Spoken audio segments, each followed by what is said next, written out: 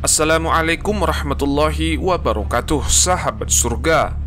Ada apa di tahun 2024? Mengapa para ulama di dunia menunggu tahun 2024? Mengapa dikatakan tahun 2024 adalah awal kebangkitan Islam global dan Indonesia adalah pemanti awal kebangkitan? Allahu Akbar. Untuk itu, mari kita bahas. Mari bersama dalam menyebarkan kebaikan. Allah Subhanahu wa Ta'ala memberikan tanbih kepada kita hamba-hambanya yang aman wa taqwa, sebagaimana firman Allah dalam surah As-Saff ayat 9. Allah berfirman, "Dialah Allah yang mengutus Rasulnya dengan membawa Al-Huda, yaitu Al-Quranul Karim wa dinil haq, dan agama Allah yang hak, yaitu adinul Islam, untuk memenangkannya di atas semua agama-agama ini, walaupun orang-orang musyrik membencinya. Walaupun orang kafir benci, tetap Islam akan dimenangkan oleh Allah Subhanahu wa Ta'ala." Lihatlah orang-orang kafir itu benci. Apa yang terjadi di balik gerakan Islamophobia, kebencian terhadap Islam dan kaum muslimin yang digerakkan oleh Presiden Prancis, di mana terbalik terjadi syahadat massal di Prancis 2 kali lipat. Luar biasa sehingga mengagetkan dunia. Di negara Inggris dan Jerman, itu jumlah muslimnya kurang lebih 3 juta umat Islam di Inggris dan kurang lebih 3 juta umat Islam di Jerman. Bahkan hampir 20 gereja di Inggris dijual, dan salah satu di antaranya ada satu gereja katedral di pusat kota London. Dibeli oleh seorang tokoh muslim yang dulunya dia musisi pop dunia bernama Keith Stephen, yang sekarang namanya menjadi Yusuf Islam. Perkembangan Islam di Inggris begitu besar, dan saat ini ada banyak wali kota yang muslim di sana. Begitu juga di Argentina, perkembangan Islam yang luar biasa, ada 750.000 muslimin. Bahkan di pusat Katolik dunia, di Italia, di Vatikan Roma, beberapa waktu lalu sudah diresmikan masjid terbesar yang mampu menampung hampir 1 juta kaum muslimin.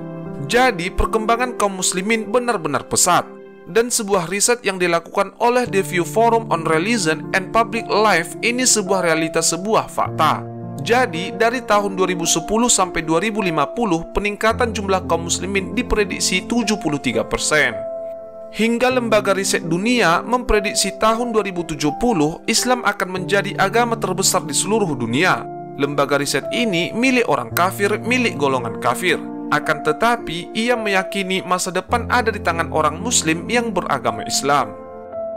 National Intelligence Council dengan intelijen nasional yang menaungi 15 negara di bawah kepemimpinan Amerika melakukan riset yang hasilnya dipublish di media internasional.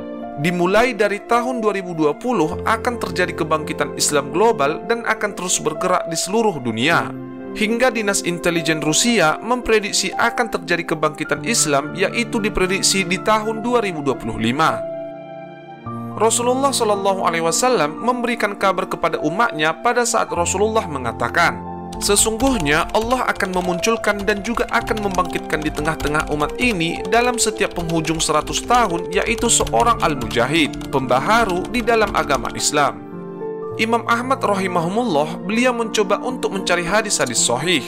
Masya Allah, dengan matan hadis yang sama beliau mencari. Alhamdulillah, beliau menemukan hadis-hadis yang sahih.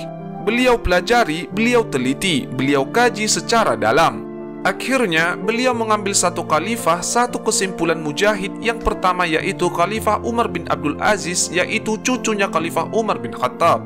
Jika 100 tahun lagi mujahid, yang kedua gurunya Imam Ahmad, yaitu Imam Syafi'i. Kemudian 100 tahun lagi jawabnya, wallahu a'lam. Para ulama-ulama dunia, salah satu di antaranya yaitu Wakil Sekjen Rabithah Ulama Palestina, beliau adalah Syekh Dr. Abu Bakar Al-Awaidah. Selama di penjara di Israel, beliau mencoba melakukan riset dengan pijakan Al-Quran dan As-Sunnah dan kitab-kitab yang ditulis oleh ulama-ulama as-sunnah. Akhirnya mengambil satu kesimpulan yang insya Allah akan terjadi Syafiatul Islamiyah itu pada tahun 2024, jadi kurang lebih 1 tahun lagi. Tapi semuanya wallahu a'lam, hanya Allah yang tahu. Dari hasil kajian Syekh Dr. Abu Bakar Al-Awaidah ini, akhirnya ketahuanlah oleh polisi Israel. Dan kemudian di penjara Israel, matanya pun disinar sampai buta, dan fisiknya disiksa dengan cara-cara yang sangat biadab sampai ia pun habis masa tahanannya. Setelah habis masa tahanannya, ia pun bercita-cita ingin menyampaikan hasil risetnya kepada umat Islam di Indonesia. Akhirnya Allah mudahkan perjalanan beliau dari Palestina menuju Indonesia.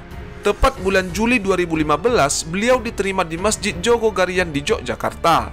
Beliau sampaikan hasil risetnya, insya Allah berdasarkan nas-nas syar'i, Allah Subhanahu wa Ta'ala akan memunculkan pemantik awal kebangkitan Islam global dari arah timur.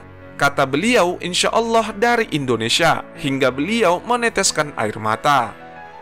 Pusat kemenangan Islam di akhir zaman Allah takdirkan di Baitul Maqdis dan di sekitar Baitul Maqdis, Palestina, bukan di Mekah, bukan juga di Madinah. Inilah yang dikabarkan oleh Rasulullah SAW. Akan tetapi, pemantik awal ini diharapkan akan muncul dari arah timur, yaitu dari negara Indonesia. Sehingga para ulama di dunia menunggu momen yang istimewa di seluruh dunia. Semua berdoa mudah-mudahan Allah jadikan negara Indonesia menjadi pemantik awal kebangkitan Islam global, dan itu diprediksi di tahun 2024. Nah, sahabat surga, tahun 2024 tak hanya pemilihan presiden yang akan terjadi di Indonesia. Para ulama di dunia juga memprediksi jika di tahun 2024 adalah kebangkitan Islam global, dan insya Allah Indonesia adalah pemantik awal kebangkitan. Wallahu a'lam bishawab. Wassalamualaikum warahmatullahi wabarakatuh.